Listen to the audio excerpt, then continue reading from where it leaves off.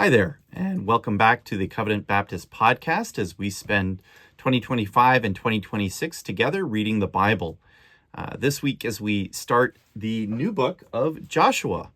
And if you'd like to catch up on previous books, you can go to covenantbaptistchurch.com/read-the-Bible, and you can see all of our videos. And as of this month, our web servant Francis has been so kind as to post up all of the comments from our WhatsApp group and the articles that we've linked to as we've been going through this book to get through the books together, so that if you are perhaps reading this at a later time, or if you're going over this again when we've finished going through this 2-year cycle and you want to reflect a little bit more, you can find some of those helpful comments on our website. That's covenantbaptistchurch.com/read-the-Bible.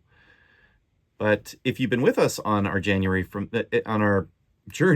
the beginning, that was in January 2025, congratulations, because we've actually read 15% of the Bible now. We've read the first 5 books of the Bible, the Torah, and we have arrived at the book of Joshua, which is the Hebrew for Jesus in the Old Testament. And this particular book is special to me because when I was a young teen struggling to read the Bible, my dad, who was a pastor at the time, encouraged me to read the Old Testament. And particularly, he encouraged me to read a commentary along with my Bible reading by a man named Dale Ralph Davis, a book called No Falling Words.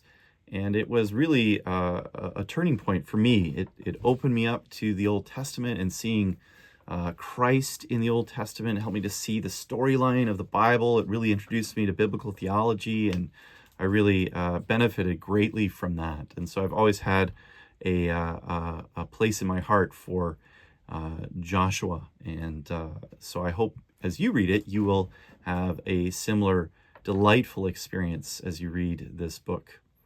Now, the interpretive key, and one of the things that's kind of neat is to think that sometimes there are some helpful verses that sort of encapsulate the meaning of the book that we're reading.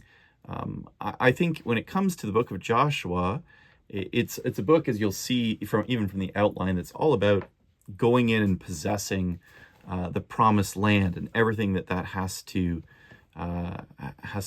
do with that possessing of the land that God had promised them. But more than that, in the bigger picture, it's about God fulfilling his promises. The Bible is a series of God's making promises and then keeping them. And if you look at this book, I think near the end of the book, there's a very helpful verse in Joshua 21:45, which helps us to understand what the book is about. And this is what it says. It says, "Not one word of all the good promises that the Lord had made to the house of Israel had failed or had fallen. All came to pass." And that's reflective of God's character. He makes promises, he gives his word, and he keeps it. And that's in contrast to the reality of the rest of humanity. As we look at the political situation, or we just look at the people in our life, or even ourselves, we fall far short. But with God, there are no falling words. He is faithful. And this is why we're studying his scriptures, because they're worthy of our attention. So basically, as we can see, this book is about fulfilling the promises made to Abraham in Genesis 12 and Genesis 15, and really through the Abrahamic narrative. And basically what this is what they call the conquest of Canaan.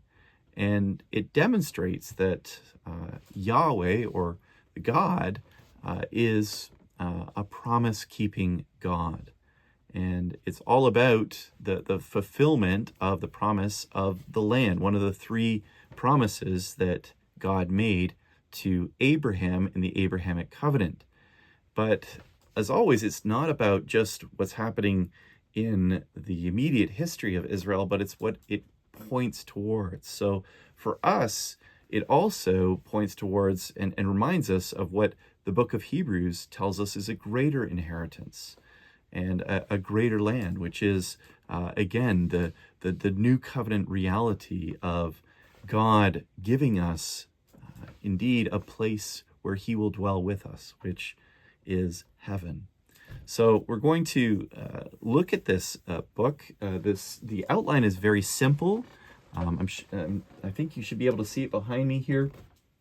Basically, you can divide the book of Joshua into 4 parts. One is all about entering the land. That's what chapters 1 to 4 are about.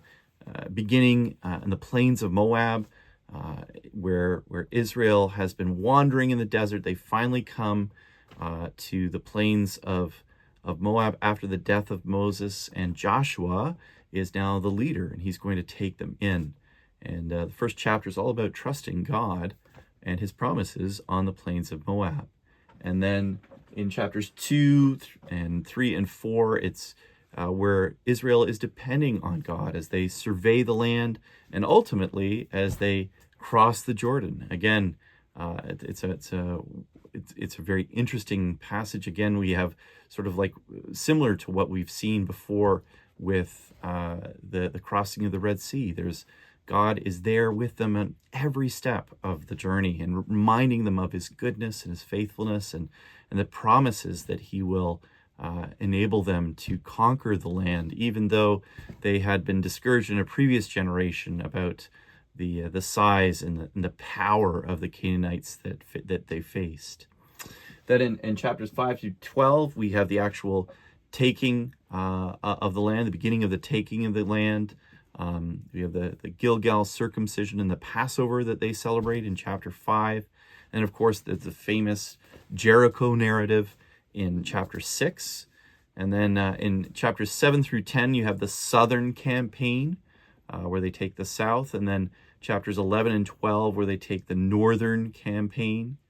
And then once they've taken the land, it's a matter of possessing the land.